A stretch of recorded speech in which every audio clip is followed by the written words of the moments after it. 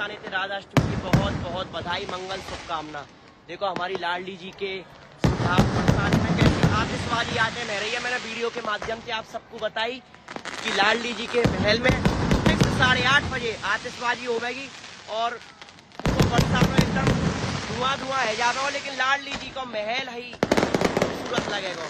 कितना मुझे आनंद धाम बरसाने में देखने को मिल रहा है। ये देखो कितना आनंद बरस रहा है। पूरे बरसाने राधा रानी मंदिर के चारों ओर आतिशबाजी का माहौल है। मैंने आपके काजे रील के माध्यम से भी जानकारी दी कि ऐसी आतिशबाजी होगी, बाकी आगे सबका जो ठीको लगेगा, सिर्फ हमारी लाडली जी को मंदिर ही सुंदर लगेगा।